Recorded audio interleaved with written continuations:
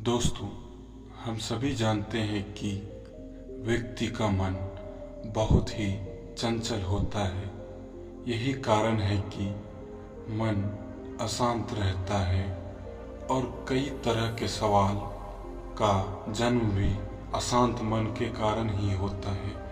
यदि आप जीवन में शांति चाहते हैं तो इसके लिए जरूरी है मन को शांत करना।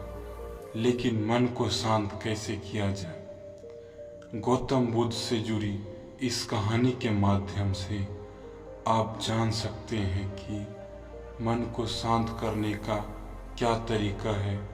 इसमें गौतम बुद्ध द्वारा मन को शांत करने के आयामों के बारे में बताया गया है। जानते हैं इस कहानी के बारे में, जिससे आपका जीवन बदल जाएगा। दोस्तों, एक बार एक लड़का गौतम बुद्ध के पास जाकर कहता है, मेरे जीवन में बहुत ही अशांति है, कृपया करके आप मेरा मार्गदर्शन कीजिए, जिससे कि इस अशांति से मैं छुटकारा पा सकूं। गौतम बुद्ध लड़के से जीवन की अशांति का कारण पूछते हैं। लड़का उत्तर देता है, अत्यधिक विचारों के कारण मेरे भीतर बहुत सारे विचार आते हैं, जिससे मेरा मन अशांत रहता है।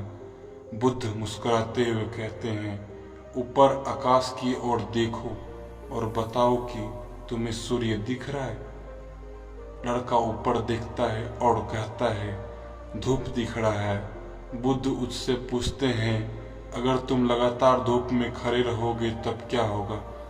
वह कहता है, मुझे अत्यधिक गर्मी लगेगी और शरीर में बेचैनी होगी। बुद्ध लड़के से कहते हैं कि अगर धूप में खड़े रहने से तुम्हें गर्मी लगती है तो इसमें दोष किसका है, सूर्य का ताप का या तुम्हारा?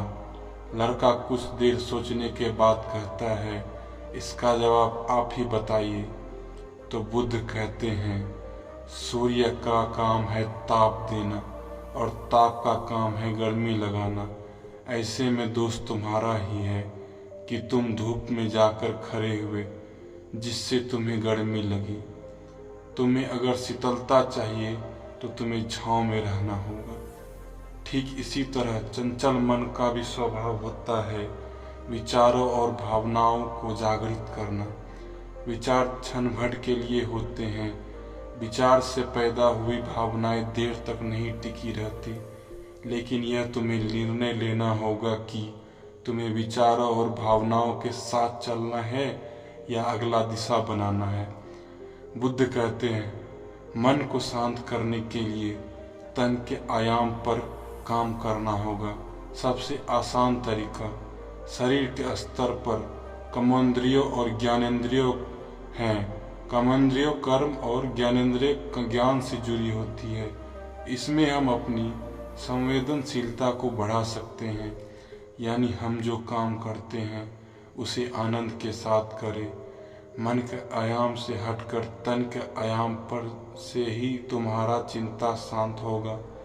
ऐसा करने से तुम मन के आयाम से हटकर शरीर के आयाम पर जाओगे। ठीक उसी तरह जैसे तुम धूप से हटकर छांव में आ सकते हो, मन के आयाम से हटने पर तुम्हारी जागरूकता तन पर आ जाएगी। जब तुम तन के आयाम पर काम करने लगोगे तब तुम्हारा चिंता शांत हो जाएगा। इसलिए हर काम को तन के आयाम पर करने से मन स्वतः शांत हो जाता है। अपने विचार और भावना को नहीं बल्कि सुर को सुनो।